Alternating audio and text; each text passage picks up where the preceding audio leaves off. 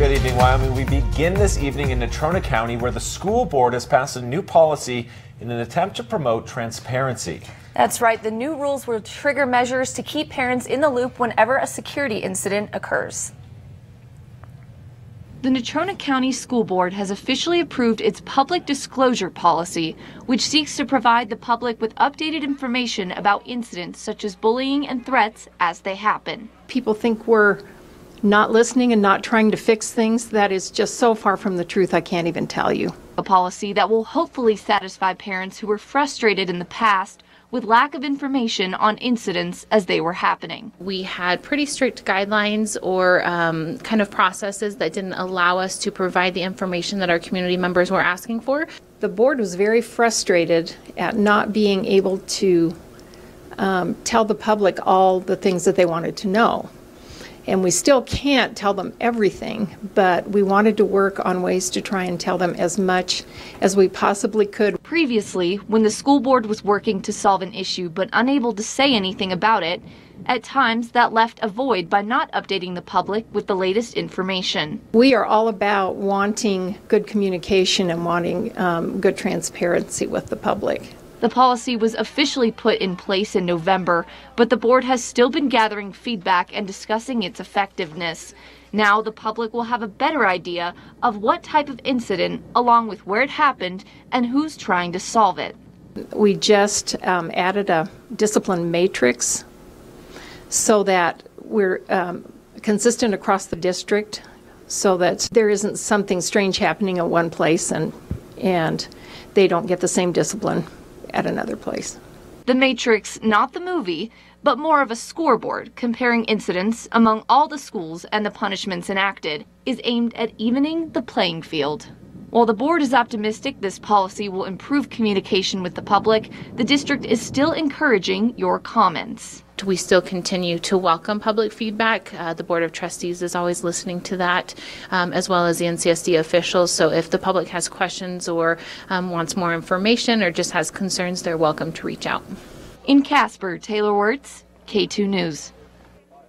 Thank you, Taylor. And now to southern Wyoming. The ACLU Wyoming recently joined forces with a newly organized group in an attempt to release the body and dash camera footage from that fatal officer-involved shooting a month ago. Tuesday night, the Albany County Attorney denied the request, claiming that the release of all the footage to the public could hinder the current investigation. However, the ACLU claims the reasoning of the withholding of that information is not enough.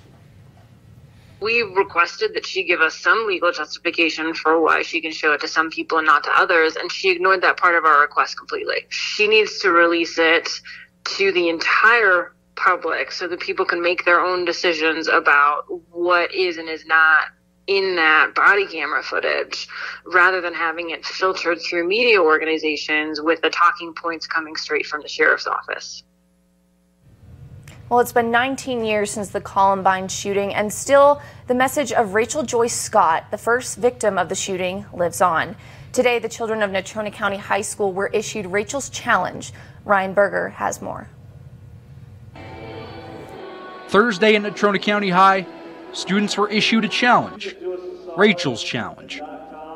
Rachel Joy Scott was the first casualty of the Columbine shooting in 1999, one of the 13 students and one teacher who lost their lives.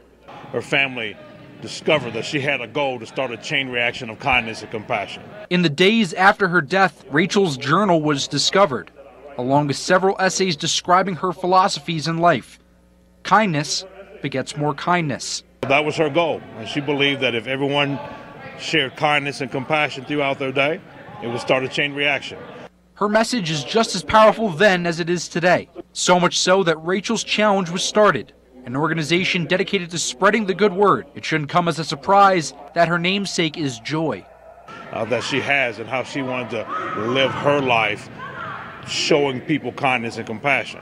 Students listened to testimony from those who lived through that tragic day, as well as news clips capturing a moment seemingly frozen in time, a magnifying glass on one of the darkest moments in American history. The message is not to live in fear or even to remember the fallen. The purpose of Rachel's Challenge is to strive to be better, to touch the world. It's really about how Rachel lived her life, okay? And the different challenges that she is giving us so that we can live the same type of life. Rachel's challenge has been given to over 22 million students across the country, in schools big and small. It's important to note, this isn't just a movement against bullying. Compassion doesn't begin where aggression ends. More than just bullying. There's kids out there that are being excluded. Okay, so we want to show them not just to stop bullying, we want to definitely show them how to treat each other with kindness and compassion. But that also, what comes with that is also, there's a lot of kids in the school that are being excluded. Of all of Rachel's messages, that one stands the tallest. I think it's pretty inspirational to see somebody come out here to give us motivation and kind of direct other kids when other people are in tough times. Like me being a kid who was bullied all through elementary school, even sometimes now, that it's like really nice knowing that we're not alone. In Casper, Ryan Berger, K2 News. Thank you, Ryan. And in Fremont County, Riverton High School students and staff celebrated Native American Heritage Month by inviting an artist named Superman. His message, how to overcome obstacles. K2's Bobby Fallett has the details. He's performed in cities like Los Angeles and Minneapolis. But Superman, who hails from Montana, feels right at home in Riverton. His sound is unique, a blend of cultures, but he doesn't just speak through his music, he talks to kids about the way he grew up.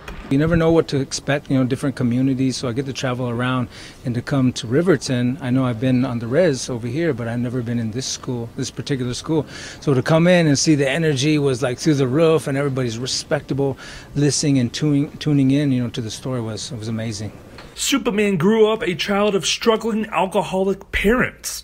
He spent part of his youth in foster care before eventually gravitating back to his mother. People here are really shy, and I think that really helped us open up. And Superman really opened some kids' eyes today on what respect is and how to treat other people. Superman also having kids perform and help create music to inspire them. Anything is possible for them. We live in such a great place that we get to celebrate this kind of diversity with our kids, and you saw our kids out there performing, and it's just that celebration of kids can do whatever they want, and that's a great message for them to hear over and over again. Superman has been speaking and performing at schools across the nation, helping to educate students on Native American history and culture, and give warnings of the dangers of substance abuse.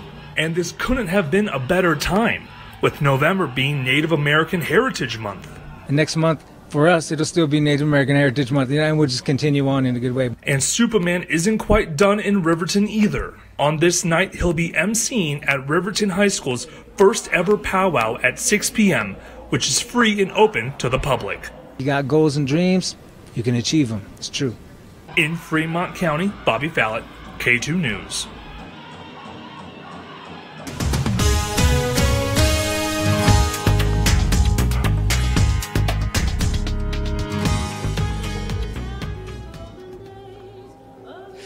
Good evening, Sloan. Good evening, Wyoming. We're here at David Street Station. This is the first full weekend of the ice rink being open. You can see a few people out here, and we even have somebody over here. Come over here, sir. I kind of want to interview you for a minute.